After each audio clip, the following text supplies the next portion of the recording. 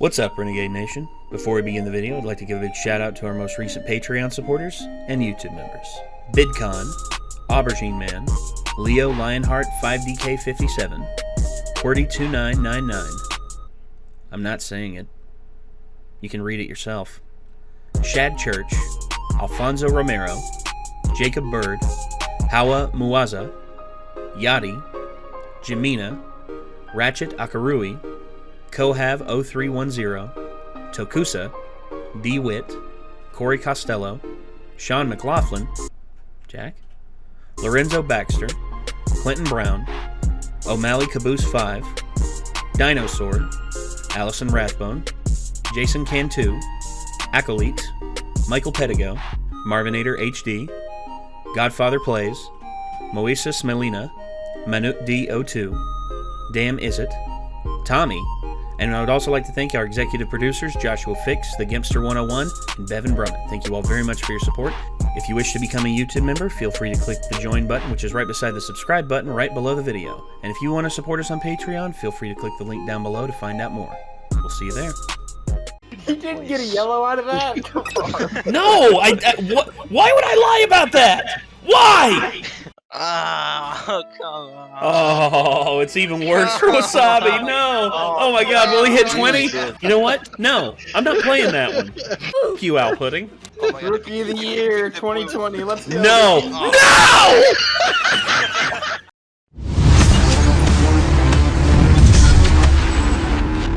You know, Christmas may come, only once a year. But horror... Halloween is forever. Huh? Halloween is forever. I was going to say terror is forever. Fair enough. But either way, though, yeah. There's some scary stuff that's been said around, like, Christmas. I know that Black Christmas, the original, by the way, not the remake, the shitty remake, but the original is a quality, like, horror film. And also not only that, but there's several true stories I've heard about Christmas that have absolutely terrified me. There was also one, dude, that I remember I was up at my mom's old house by myself. I was like 15 or 16 at the time. And I was there by myself, and it started snowing so bad. This was like, oh gosh, it was like, 2003, 2004. And it started snowing really, really bad. And there was like a foot of snow on the ground. And I'm there, and the power goes out. Power lines go down all the time during winter storms. And this was no different. So, that happened. And holy shit, dude. I'm standing there, and I'm looking at, outside, and I'm seeing this dark figure start walking down the road towards our house, like in a thick overcoat, just coming down and just like trudging through the snow, and it's walking towards our house. It cuts off the road and starts walking towards our house. I'm just like, what the fuck? Who is that? What's going on? And then I go downstairs, and then I hear. I go up to the door. I'm like, hello? And I hear, Nate, open the door. And I'm like, who is it? It's like, it's Richie. Open the door. It was my uncle. My uncle came down the road to check on me, make sure I was all right. Oh. And I was just like, and I opened the door.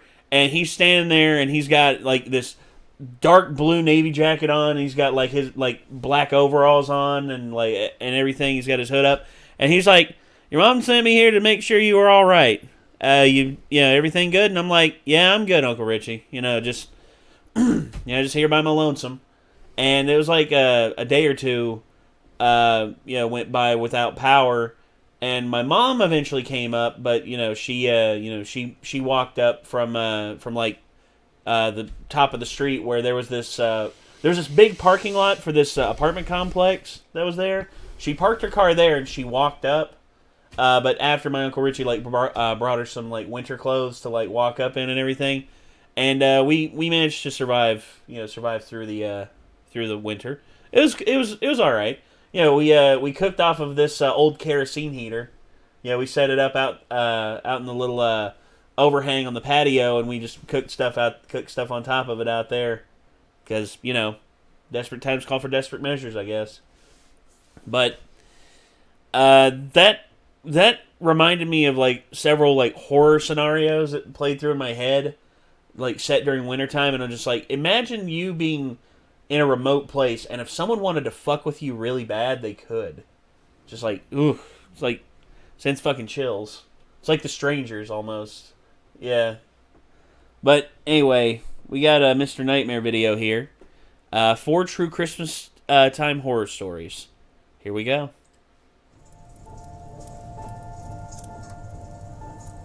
I wonder who he's getting to do the voiceover. Please let it be Corpse. My dad always loved going crazy with the Christmas lights. Nah, okay. He was an overachiever with it, and always had to have the most impressive display on the block. The year of 2010 was no exception. He set the lights up on timers so that they'd flash along to certain Christmas songs, which was becoming a popular trend in 2010. We had a bunch of onlookers, and people stopped by and take videos. My dad always ate that up.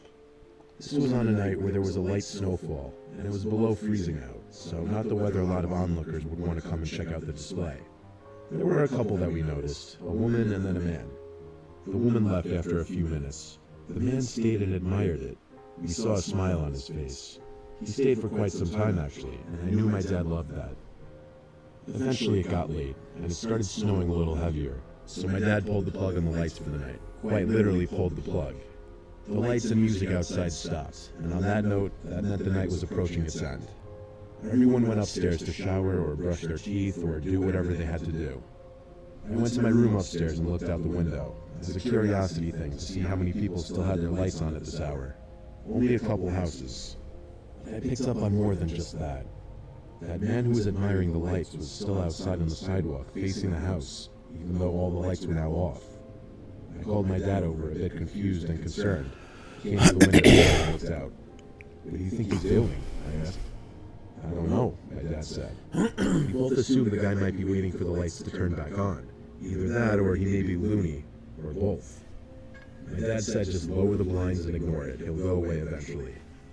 I brushed my teeth, got some water, then turned off my light and climbed into bed. I heard the little flakes of snow tapping on the window, a sound I always found very relaxing, but I wasn't relaxed. I was wide awake and curious. I had to look out my window. I pulled the blind up just a little to sneak a peek outside. The man was gone, and I could see footprints in the snow on our front lawn, which started from the sidewalk. Curiosity got the best of me. I tiptoed downstairs to the front door, which has 3 square glass windows at the top of it. I peeked through that glass, and I wish I hadn't. He was standing on the other side of the door, looking at the glass window, a big smile on his face, accentuating his crow's feet and smile lines. He had a mustache and was wearing one of those old-time wool caps and a large black coat. He had a look of crazy in his eye. For that brief couple of seconds I looked at him before falling back screaming. Everyone came out of their rooms in response to my screams. I pulled the front door open for my dad to see. The man wasn't on the stoop anymore, but we saw him quickly walking across the street into the park. My dad, brother, and I all rushed to put on our shoes, skipping the coast so to not waste time. We chased after him by following his footprints into the park. Big mistake. It felt like Wouldn't have done that. were stabbing my body. We got across the street to the park and went into the trees. But following the footprints got harder under the trees as less snow had accumulated, until there was not enough snow at all to even leave footprints in. We had to give up and run back home to warmth. Technically, we don't know if that man did anything illegal, just downright disturbing and creepy. Maybe he was messing with my family, maybe he was mentally ill. None of these questions will ever be answered, though. I always had a fear of somebody like looking out a window at night and seeing somebody staring in the window at me. Like, yeah, that's me too. I never liked to look at the windows for that reason. Whenever it was dark outside, I got over it as an adult for some reason. Well, as I've gotten older and as I've like learned that most people don't want to fuck with a guy my size because I'm if someone wants to kidnap me, good luck. I'm a pretty big guy, and I'm not going down without a fight.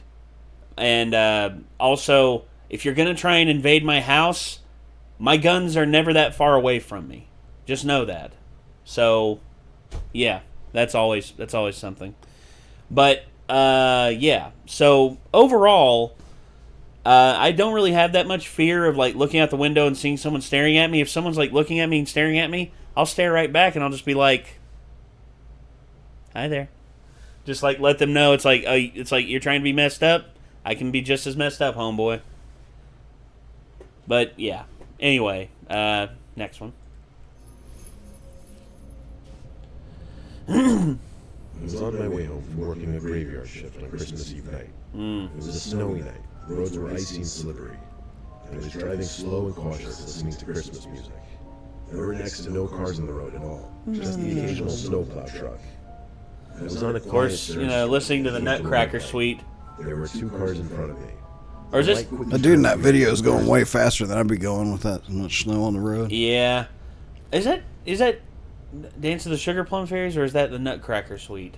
I think that's Dance of the Sugar Plum Fairies. I think so. Yeah. Didn't move. Yeah, it's not the I'm not Nutcracker type to Suite. honk, if ever, but after 30 seconds of either of the cars moving, I finally tapped on the horn. Still nothing. The car in front of me wasn't even honking at the car in front of him. Another like 20 seconds passed, and I honked again. I noticed someone on the sidewalk watching this happen. I thought he must be thinking, what an asshole, whoever's in the front car. We were sitting there so long now that the light changed to red again. Like I said, I'm not the type to honk, so I'm definitely not the type to get out of my car and confront someone. But this was too much. I was exhausted and wanted to go home. I got out of my car and walked over to the car in front of me, which for the record was still on. Both of them were. When I knocked on the window, I looked inside. The car was empty. I walked to the car in front of it, and it was empty too.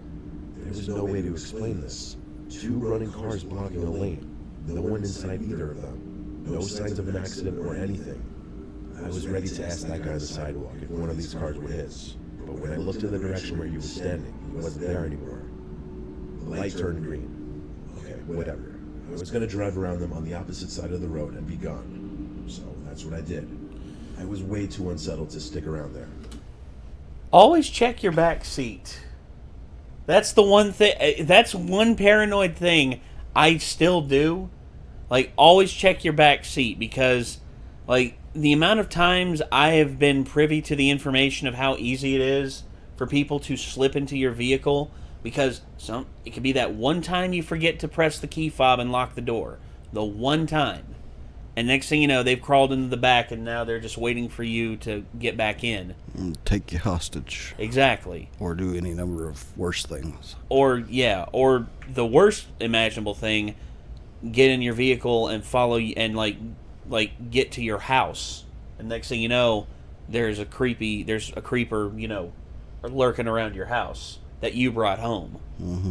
That's one of my worst fears. Like, if something happened to either of you or my family or anything like that, because of me, bringing someone I did not know was there, I would never forgive myself. A few blocks down, I saw a cop car parked in an empty parking lot. Unfortunately, I missed the entrance, so I started honking my horn and flashing my lights to get his attention, and it worked. He turned his car on and exited the parking lot to pull up behind me on the road. It felt like he was pulling me over, kind of, because he exited his car to walk up to mine. I didn't leave my car as a respect thing, I guess. I lowered my window and told him about the 2 weird abandoned cars back there and how they were obstructing traffic. He thanked me and said he'd check it out. Then his attention turned to something in the back seat, and he said, "Why is he laying on the floor like that?" "What?" I said. I turned around and saw a hooded man laying on the floor of my car. I screamed in front of the cop. I stepped out and yelled at the cop that I didn't know him. The cop drew his gun and ordered the guy to step out with his hands raised. He did so. When the man was in handcuffs, I recognized him as the guy standing on the side of the road. So I told the cop. The cop called for backup. He shook my hand and told me he'd take care of the rest, and to get home safe, and we wished each other a Merry Christmas. I drove home with a mix of emotions. But that I would Christmas, too. All I know is I had a newfound appreciation for police officers. Yeah, it's fucking lucky he got pulled over when he did. Well, yeah. Well, he signaled the cop. He was like blinking his lights to. Oh yeah. Okay. Signal the So cop to fucking pull him lucky he over. went. Yeah, I thought for some reason he said that the cop pulled out and was signaling him like he was pulling him over, but No, well, The cop, pulled him, over, to see what was wrong, see what was going on. Yeah. And it again. He's lucky that he drove past the cop. That's Again, police officers. I know there's, police officers can get a bad rap sometimes, but they do save lives, guys. They do save lives.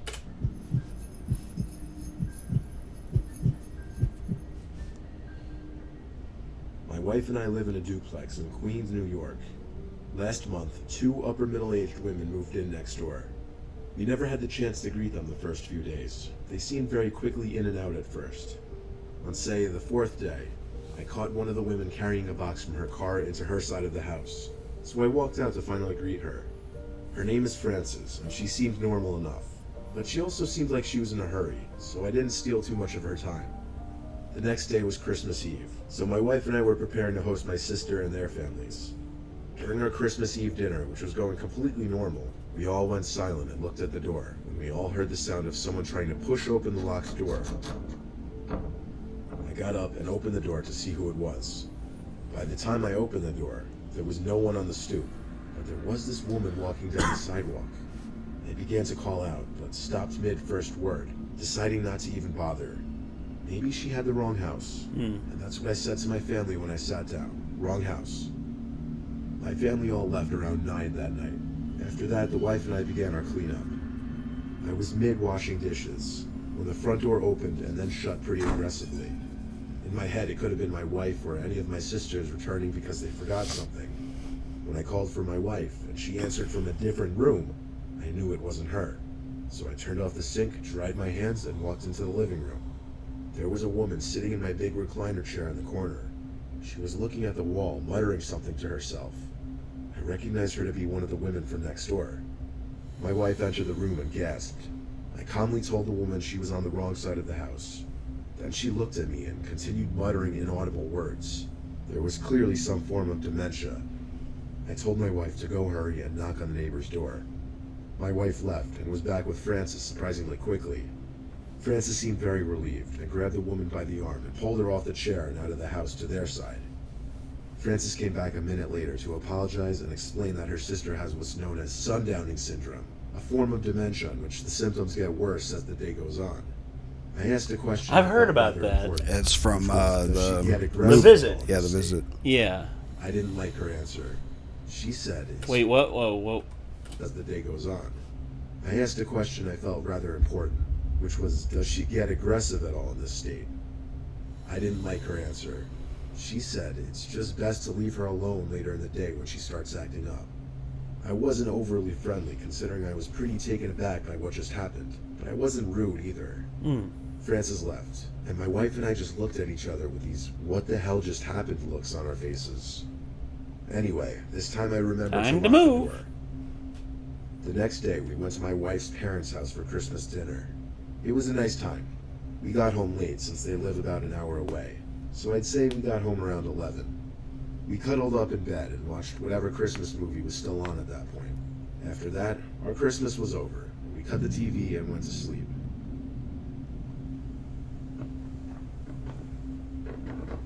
My eyes opened to a dark room. Oh, I God. sensed I had been woken up by a noise. I looked around the room and spotted her walking out of the room and into the hall. Honey, are you okay? Huh? I heard next to me in a groggy, half-asleep voice. My wife was still laying next to me in the bed. I leaped out of bed, looked down the hall, and saw the tall, lanky figure of who I could only assume to be that woman from next door. She noticed me in the doorway. I yelled wrong house before slamming the bedroom door shut and locking it. I heard her march down the hall back to our door and try opening it. She tried pushing and shoving the door, making these weird, angry noises. I called the police and said our new neighbor with dementia had broken in and might possibly be violent. I requested they ring the neighboring door to wake up Frances and get her to come in here. Waiting for the police was a miserable, nail-biting experience. When they finally did come, they left our room and went to the front door to let them in. Frances came in with the police, extremely worried and apologetic. Her sister was walking around in our basement, all confused-like. Frances took her back to the other side once again, then came back out to talk with the police and I. She expressed sincere sorrow and gratitude for me not hurting her. I told her firmly this was not okay, and warned if this happened again that I would consider pressing charges. From that point on, we obviously locked everything, including windows. Yes. Francis' sister eventually went to go live with their mother instead. Thank God for us. That's creepy. Yeah.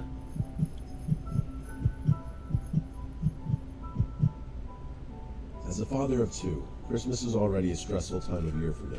2 Christmases ago, my kids were still in love with the idea of Santa Claus. After watching the Polar Express as a family, my wife tucked the kids into bed and she started putting the presents under the tree. I didn't really do any of that stuff. I just laid in bed watching something on TV waiting for her to come up. By the time she was done, we were ready for bed. We're early birds when it comes to sleep. I'm also a pretty good sleeper. I'm lucky enough to be able to knock out within a few minutes. And waking up in the middle of the night is unusual for me, which is why I was confused at first when I woke up that night. Then I realized why. My daughter Kelsey was in the room, saying "Daddy" over and over. I rubbed my eyes and asked her what's wrong. She had this cute little happy smile on her face as she said, "Santa's here." I smiled back at her, saying, "Yes, he is." I told her she better be quiet and hurry back to her room so that Santa doesn't find out she's awake. She giggled and said okay, and walked out of my room, leaving the door open. I laid back down and tried to get back to sleep. A couple minutes later, Hell no. I heard some shuffling around downstairs. I'm immediately gonna be like, Yeah, it's if like my kid it's like, says Daddy, that. Daddy, Santa's here. It's like all of a sudden it's just like that's like, what? It's like, hold on, honey, I'm gonna go talk with Santa. And then it's like, go into your room and lock the door, okay? Don't worry, nothing bad's gonna happen, hopefully. And then so at that point I go get Then my I pulled out my gun. practically pulling an R. Kelly. I went downstairs to talk to that big red man. I go get my friggin' CZ07. I'd just be like, hey, Santa, you mind hopping back on your sleigh and fucking off? And he'll just be like, he's like, bitch, I'm Santa Claus. Where all the milk and cookies? Pretty much pulling like the crackhead Santa from next Friday or Friday after next. Because I knew Kelsey probably went down there to open her presents early, which is what she did the year before. I reluctantly got up and walked towards the stairs. As I started clomping down the stairs, the noises I was hearing ceased. I got to the bottom step and I was in the living room by the tree. The lights on the tree were still on, I guess because it was Christmas Eve night. All the presents seemed to still be there, so Kelsey wasn't going through them after all. Still, I walked around the living room and dining room whispering her name just to see if she was hiding somewhere. I gave up and went back up the stairs. I was about to go to my wife and I's room, and I decided I'd step into Kelsey's room just to check if she was in there. Oh no. She was. She was sitting up in her bed, wide awake. I asked her why she went downstairs when I told her to go to bed. She whispered excitedly, "It wasn't me. Santa's down there." I tried to begin a sentence, but stuttered, then froze. I ran down the stairs and turned on the lights, looking around the whole house. Then I found that the back door was open. Nobody locked it. Someone had broken into our house on Christmas Eve night, right under our noses, and stole a few of the presents left under the tree, according to my wife. Damn. The worst part about this is I heard whoever was down there. In fact, my 7-year-old daughter did too. Hell, she even came into my room and basically gave me a warning. It still kills me to this day. Oh.